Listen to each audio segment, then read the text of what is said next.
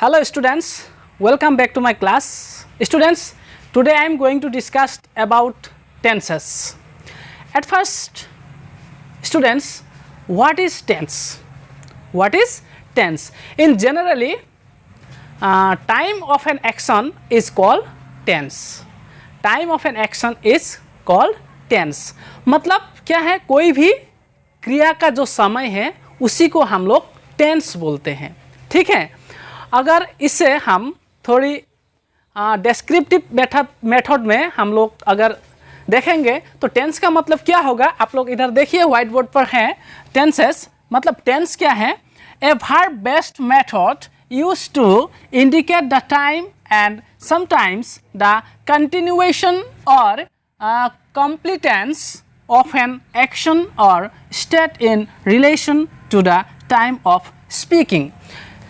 इसका मतलब क्या है, आप एक क्रिया आधारित विधि जिसका उपयोग समय को आपका क्या इंगित करने के लिए किया जाता है और कभी कभी बोलने के समय के संबंध में भी क्रिया का मतलब क्या होता है, अवस्था के बारे में बताता है. उसी को हम लोग दरअसल टेंस बोलते हैं.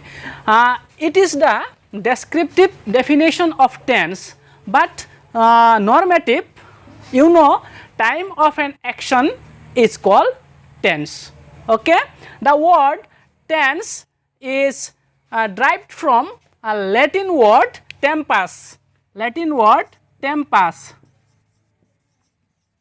Latin word tempus. It is meaning time. Time.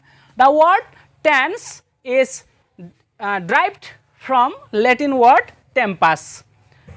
अब हम टेंस को क्या करेंगे, श्रेणी विभाजन करेंगे. दरअसल टेंस के कितने प्रकार है, कितने भेद है, टेंस के कितने भेद है उसके बारे में हम लोग चर्चा करेंगे. तो आप लोग ये टेंस का जो डेफिनेशन इधर है ये आप लोग थोड़ा वीडियो को स्किप करके अपने कॉपी पर लिख लीजिए. ठीक है.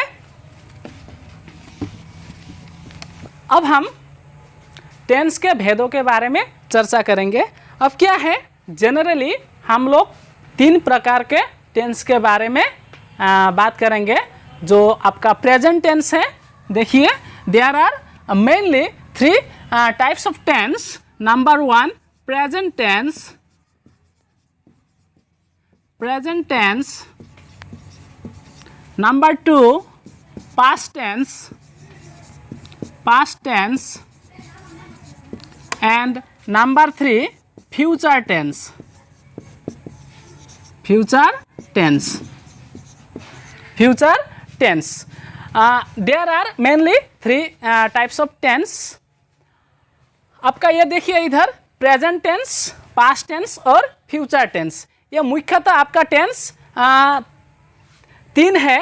ये जो प्रेजेंट टेंस है इसका मतलब क्या है, मतलब प्रेजेंट में कोई भी इंसिडेंट अगर प्रेजेंट में होगा तो हम लोग उसे प्रेजेंट टेंस बोलते हैं. और इधर देखिए ये पास्ट टेंस. पास्ट टेंस मतलब आपका क्या हुआ, कोई भी मतलब क्रिया आगे हो चुका है, मतलब ठीक है पास्ट में हो गया, उसे हम लोग पास्ट टेंस बोलते हैं, यानी कि भूतकाल. और आपका जो नंबर 3 पर है फ्यूचर टेंस, ये आपका क्या होगा, ये क्या है आपका आने वाला समय में जो भी काम होगा उसे हम लोग फ्यूचर टेंस कहते हैं. अब आपको एक बात याद रखना है, टेंस आपका जनरली 3 टाइप्स है. ये है प्रेजेंट टेंस, मतलब जो भी कंटेम्पररी सिचुएशन में, मतलब अभी इस वक्त जो भी काम है उसे हम लोग प्रेजेंट टेंस बोलते हैं. और ये पास्ट टेंस जो गुजरे ज़माने में हो चुका है, ठीक है, आगे हो चुका वो काम, उसे हम लोग पास्ट टेंस बोलते हैं. और ये फ्यूचर टेंस आने वाले दिनों में जो भी काम होगा उसे हम लोग फ्यूचर टेंस बोलते हैं. ठीक है, ये है आपका टेंस के भेद. अब हम क्या चर्चा करेंगे, ये जितना भी टेंस है ना, प्रत्येक टेंस को फिर इसका क्या है 4 भाग में बांटा गया है. ठीक है, जैसे उसके बारे में हम लोग अब चर्चा करेंगे. इधर देखिए मैंने आपको टेंस के 3 भेदों के बारे में बताया था, प्रेजेंट टेंस, पास्ट टेंस और फ्यूचर टेंस. अब ये जितने भी टेंस हैं, 3 टेंस हैं, इन तीनों टेंस का मतलब हर एक भाग का 4 भाग होता है. देखिए इधर ये जो इनडेफिनिट, इसे हम सिंपल भी बोल सकते हैं, SIMPLE, सिंपल. इधर है कंटिन्यूअस, इधर है परफेक्ट और इधर है परफेक्ट कंटिन्यूअस। हम नंबरिंग करेंगे 1 2 3 और आपका ये 4। अब क्या हुआ इधर देखिए, ये जो इंडेफिनिट और सिंपल है मतलब क्या है, अगर हम प्रेजेंट टेंस की बात करें तो होगा प्रेजेंट इंडेफिनिट या सिंपल प्रेजेंट। समझ में आया आपको? प्रेजेंट इंडेफिनिट और सिंपल प्रेजेंट। इधर देखिए ये कंटिन्यूअस, ये अगर प्रेजेंट टेंस के साथ हम चर्चा करेंगे तो क्या होगा आपका प्रेजेंट कंटिन्यूअस टेंस। ठीक है, प्रेजेंट कंटिन्यूअस टेंस। और ये नंबर 3 का जो है ये परफेक्ट टेंस मतलब प्रेजेंट परफेक्ट टेंस। अगर प्रेजेंट टेंस की बात हो तो प्रेजेंट परफेक्ट टेंस, और इधर है परफेक्ट कंटिन्यूअस। ये आपका अगर प्रेजेंट टेंस हो तो प्रेजेंट परफेक्ट कंटिन्यूअस। इसी तरह अगर हम पास्ट टेंस में चले जाएंगे तो क्या होगा आपका पास्ट इंडेफिनिट और simple past, past continuous, past perfect और पास्ट परफेक्ट कंटिन्यूअस टेंस। अगर फ्यूचर टेंस की बात हो तो क्या होगा आपका फ्यूचर इंडेफिनिट और simple future, future continuous, future perfect and future perfect continuous. अब हमें टेंस टोटल कितना मिला? 12 मिला। समझ में आया? टोटल टेंस कितना है?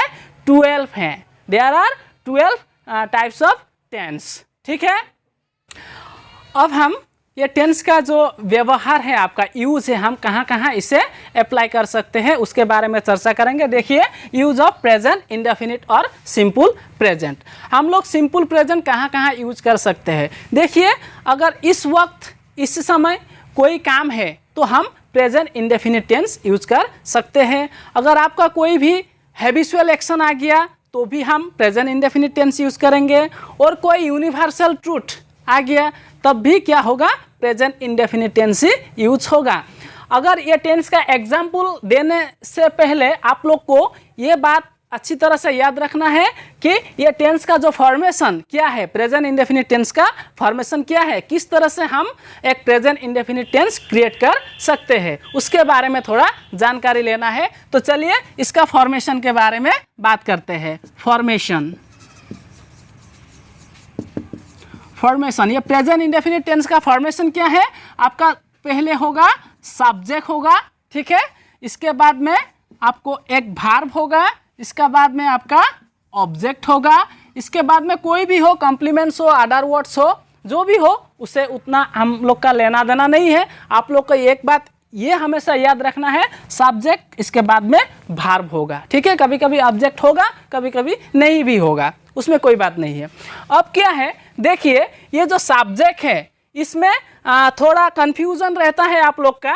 देखिए हम लोग ये क्लियर करते हैं। तो प्रेजेंट इंडेफिनिट जो सिंपल प्रेजेंट है उसका फॉर्मेशन आपको दे दिया। देखिए subject plus verb plus object. ठीक है, आप लोग इसे अपने कॉपी पर लिखिए। इसका यूज हम लोग कैसे करते हैं? सब्जेक्ट के साथ ये देखिए, ये हम लोग ने इधर पर्सन लिख लिया, इधर ही है ये सिंगुलर नंबर और ये प्लूरल नंबर। अब क्या है, पर्सन आप लोग को पता है फर्स्ट पर्सन हमेशा आई है कि नहीं? आई का प्लूरल फॉर्म क्या होगा? वी होगा। सेकंड पर्सन यू, यू आपका क्या है? सिंगुलर एंड प्लूरल बोथ हम लोग यूज करते हैं यू को। और थर्ड पर्सन देखिए ही सी, इधर नाउन दिया है, इधर इसका प्लूरल क्या है? दे है। अब ये नाउन क्या है देखिए, इधर कोई आपका मेल हो तो ही होगा, फीमेल हो तो सी होगा।